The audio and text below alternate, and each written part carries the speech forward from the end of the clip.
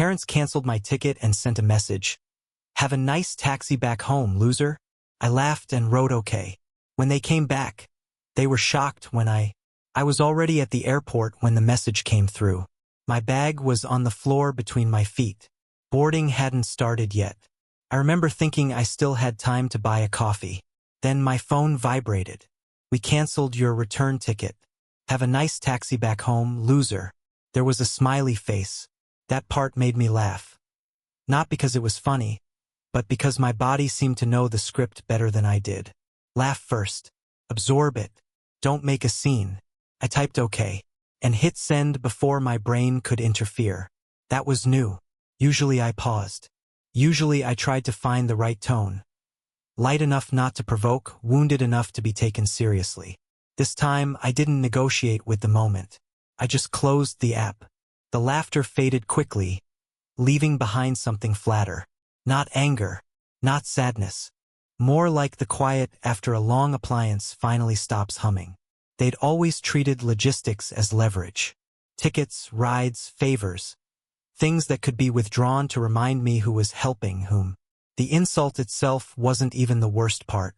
It was how easily humiliation slid into humor for them. How normal it felt. I left the airport. Took a taxi to a small hotel near the train station. Paid for the room. Asked for a receipt. The clerk didn't care about my family dynamics. That was oddly comforting. While they were away on the trip, I was apparently no longer worth including in. I didn't spiral. I didn't draft messages. I didn't rehearse confrontations. I went to work.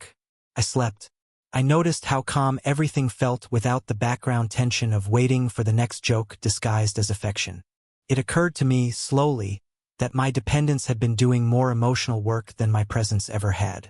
When they came back, they expected noise, complaint, a story, maybe even gratitude for teaching me a lesson. Instead, they came home to quiet. I'd moved my things out of the spare room. Not dramatically, just boxes stacked neatly. I changed my mailing address. I redirected my paycheck. I canceled the shared phone plan and put my number on my own account.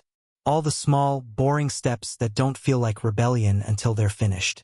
My mother noticed first.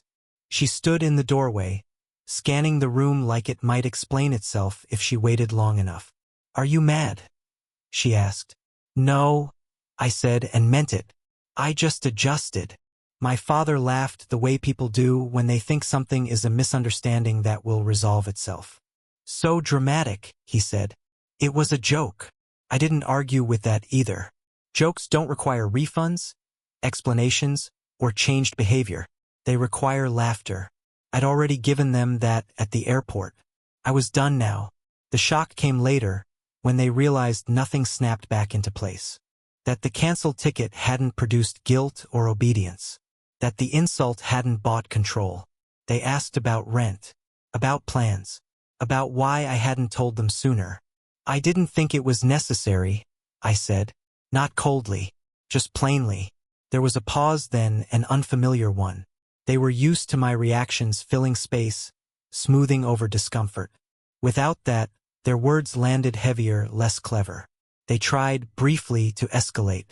Reminded me of everything they'd paid for before. Of how hard parenting was. Of how sensitive I was. I listened.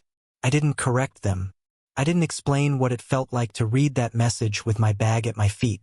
I didn't need them to understand anymore for me to act. What surprised me most was how undramatic the shift felt. No shouting. No tears. Just a series of choices that added up to distance. We still talk, sometimes. Carefully. They avoid jokes now, though I don't think they know why.